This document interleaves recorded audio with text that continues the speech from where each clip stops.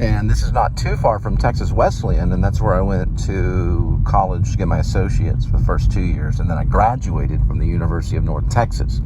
So I started off over in this area, other side of Beach Street. This is where the campus is, down there off Rosedale. Majored in theater arts, and I won a Irene Ryan for acting for playing Stanley Kowalski in Streetcar Named Desire. I thought I was going to be Mitch. That's what I was shooting for. I was like, well, maybe they'll give me Mitch. They gave me Stanley Kowalski, so I had to start working out. Worked out for good 6 weeks nonstop. It's pretty tough. Lost a little bit of weight, put on pure muscle for the role. There's a skyline of Fort Worth. I had that line that went, Stella! Stella! You know, Marlon Brando's line. Well, Marlon Brando originated the role with Elia Kazan.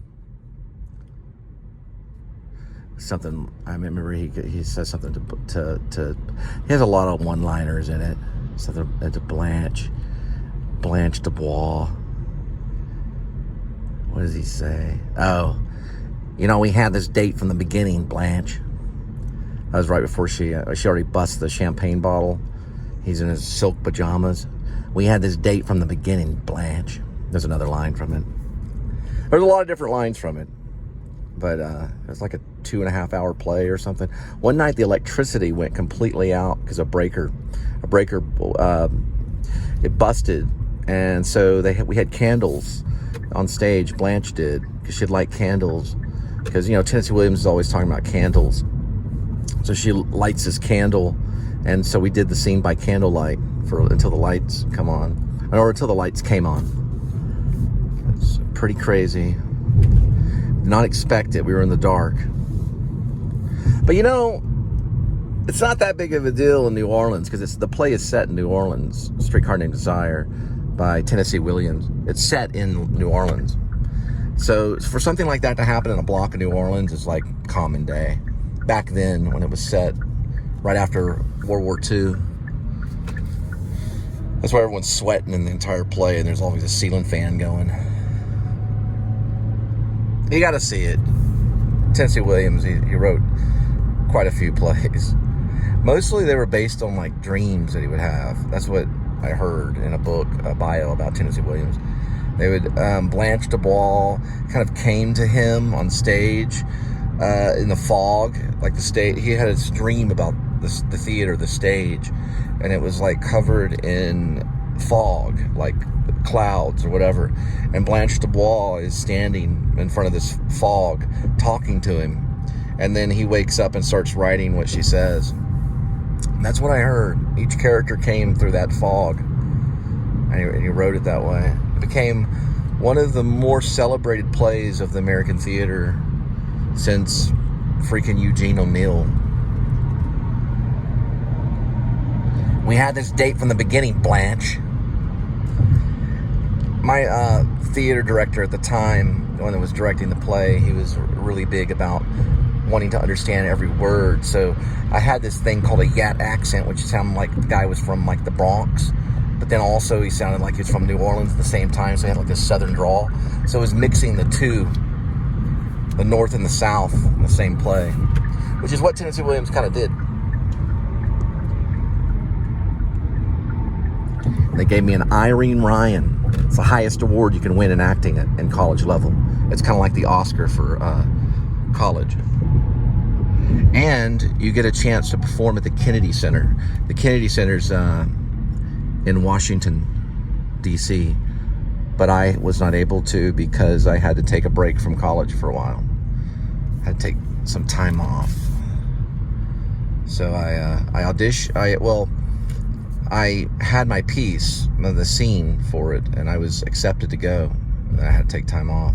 That was the reward for getting the Irene Ryan. You got a chance to perform at the Kennedy Center in Washington, D.C. There it is, a Cybertruck, Elon Musk.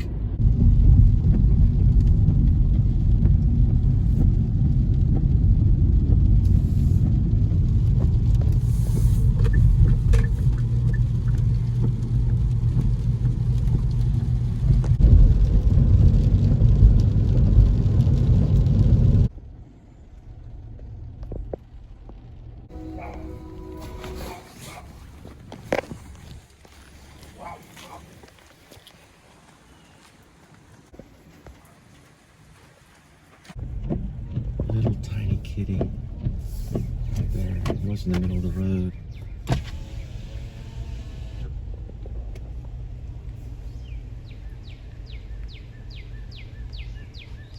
Well, I have not read any in-depth biographies of Tennessee Williams, and I regret that. But I've heard rumors, I've seen interviews on the Dick Cavett show. He was quite the character. He did walk with a limp, he had a cane. Now, how he survived, from the rumors I've heard from other people, that's the only way I've had any connection with Tennessee Williams, either hearing from a professor or someone that had studied Tennessee Williams. I've never actually picked up an in-depth bio and read about him like I have with Marlon Brando. And even Marlon Brando, I have to go back and refer. But Marlon Brando was kind of like a male hustler in New York. He really was. He always considered himself kind of a bum. If he didn't become an actor, you know, he was headed for disaster. Williams was, what I've heard, was a teacher. He was a school teacher, so there was probably some kind of pension that he was going on. Whether he qualified for one and went on that and was able to go off and write, whether he got a grant and went off and wrote these plays. He went off and wrote, these plays and was a writer. He did travel through New Orleans. He did travel, and he did listen to people speak, and he did listen to neighbors, and he got these stories very similar to how Arthur Miller got them. He listened to people around him. But how he survived, I'm assuming maybe telemarketing, because Wingfield, the mother, Amanda Wingfield, the mother in Glass Menagerie of Tom Wingfield, she was a telemarketer. Back then, you could actually make money selling things over the phone. It was kind of the closest to the internet that we got was the telephone back in the day. It was kind of a version of the internet. So you could call people and you could sell them things, magazines, whatever it may be. There's a good possibility he could have done that. Now, if the checks were mailed to where he was, or if it was paid by a company, I don't know. I don't know the details of it, and I don't know if the bios know either. But he had to have some way to survive while he was traveling around writing these plays. It's an important thing to study, so there's people that know. Now, they have a lot of information at UT Austin, that source material on Tennessee Williams, the actual writing. So we're talking about from pen to paper or pencil to paper or whatever he used. The paper itself, the source, is at UT Austin. They actually own a lot of it, and it's nearly priceless. These are notes about the plays themselves that have been written by hand. UT Austin, the University of Texas at Austin, has that stuff as source material.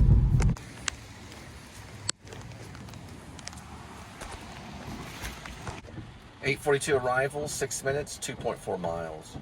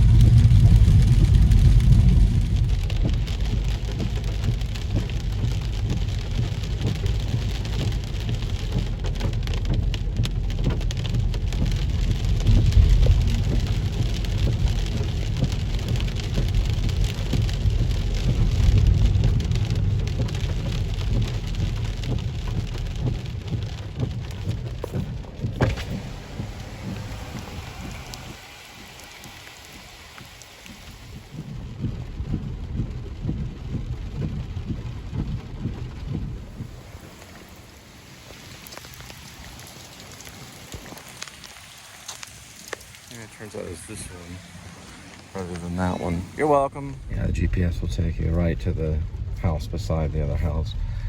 She says everyone does that. I wonder why. But, the address is on both sides of the driveway. So this one right here. There we go.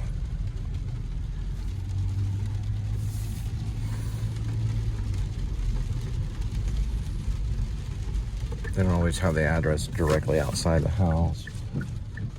The other one has it on both sides of the driveway, so it's a process of elimination.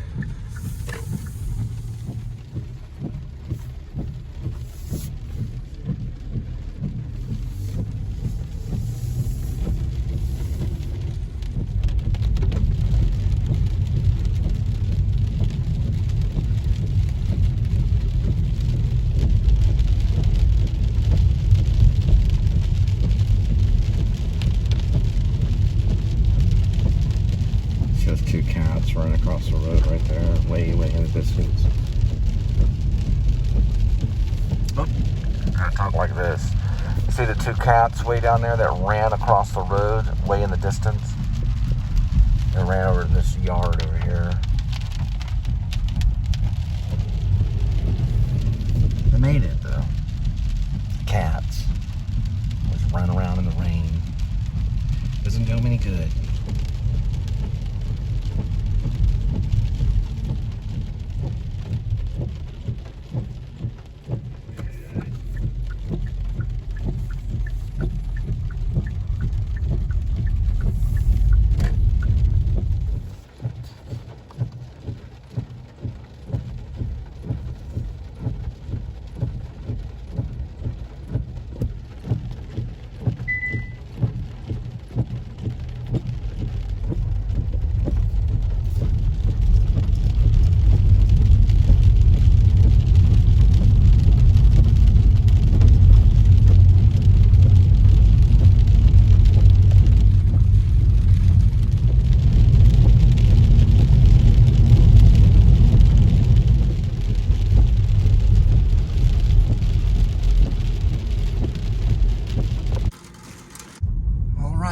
Another night of delivery.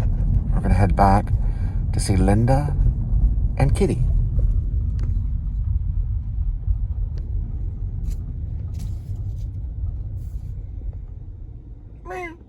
All right, so tonight I'm gonna listen to it. I'm talking closer to the mic so you guys can hear me better.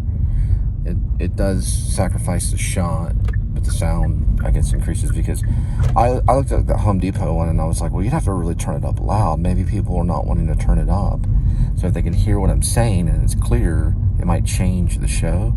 So I'm gonna try different things. So I'm holding the microphone like right up, you know, to my mouth, you know, kind of thing. See if that helps.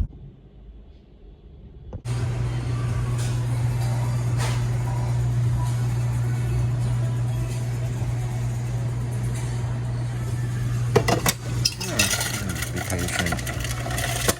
See if they have that good stuff though.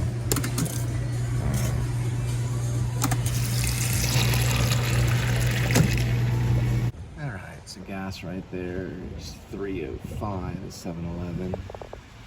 I'm gonna put a rewards in. Alright, so it went down to 3 and 3.05. So it actually worked. It only works if it has that symbol right there and it doesn't say Synergy. So if it says Synergy, it doesn't work. That says 7-Eleven rather than Synergy. So Synergy one, you have to sign up for a different one. So the 7-Eleven ones, you actually get a discount. And let's see if it gives me the records. Oh wow, it actually did.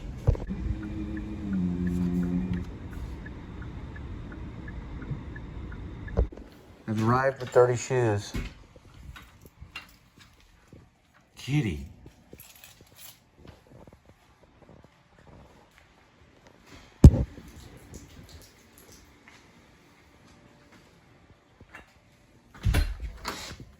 Don't do that. I'm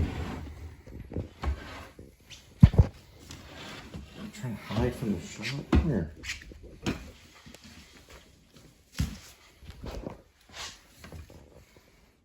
There he is. Trees, trouble and strife. It's always double for low life.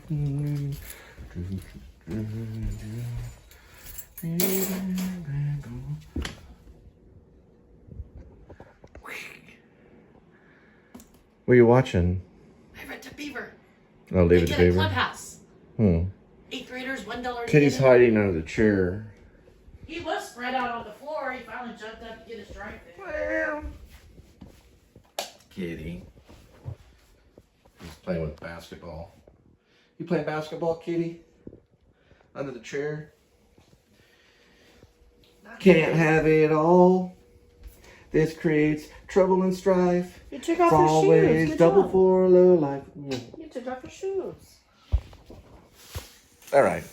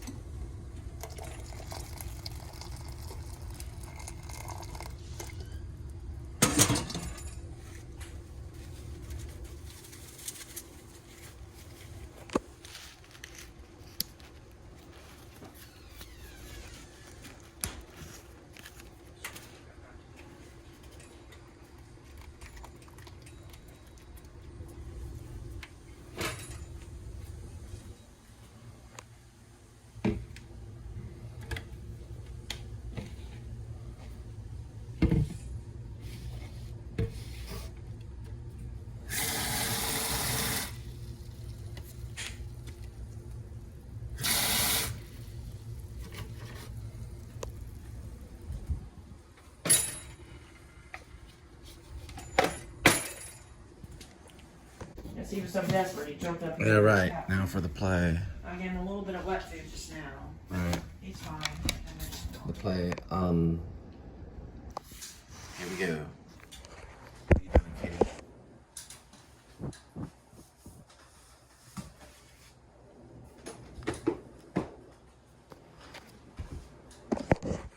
Uh-oh. Don't know if we got it or not.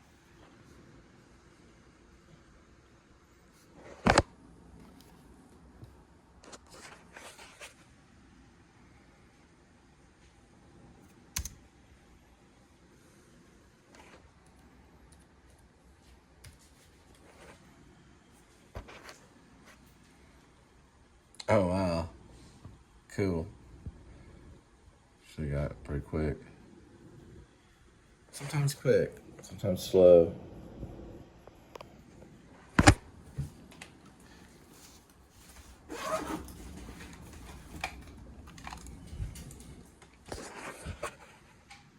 So cycle through Grace, aka Wear Vlog.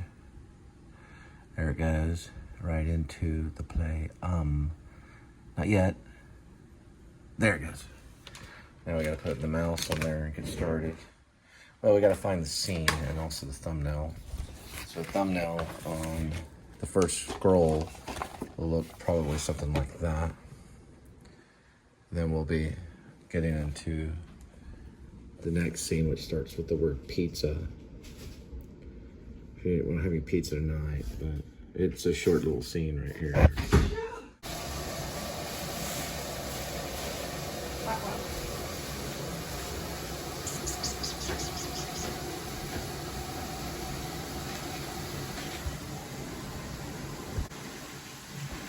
All right, I tweaked the next scene, and we're gonna do a scroll.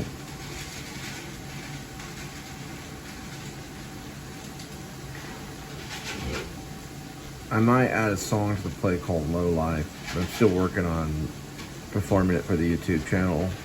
There is a song called Wait in it, so there might be 2 songs in it. It's not a musical, but it has music, like moments where they sing. So we'll get to the lyrics and it'll be on the YouTube page. I guess they can, since I don't really write music, but I write plays, but I don't write music, you can access the music on the YouTube page, or on the, the vlog, which is a YouTube page. It's a YouTube channel, sorry, on my YouTube channel. So you'll be able to kind of get a version of the song. Wait is probably on there. It's on there, yeah, Wait. There's a GarageBand version of Wait on Spencer, the Spencer vlog with Linda and Cole. That shows the kind of the chords and everything. Then there'd be another song called "Low Life," but I don't know where I don't know when I'm gonna throw it in there. I'm gonna have to. I want to memorize it and perform it for the channel, for the YouTube channel, for our YouTube channel. But this is the whole play right here.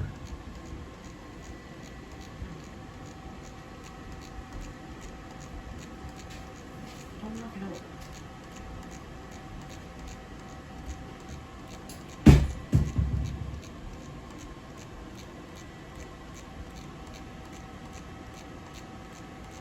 Okay, that's the scene.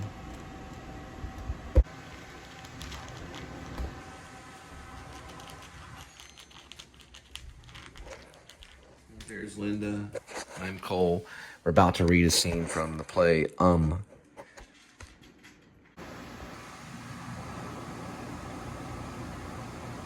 it's chili, mashed potatoes, corn, and crackers.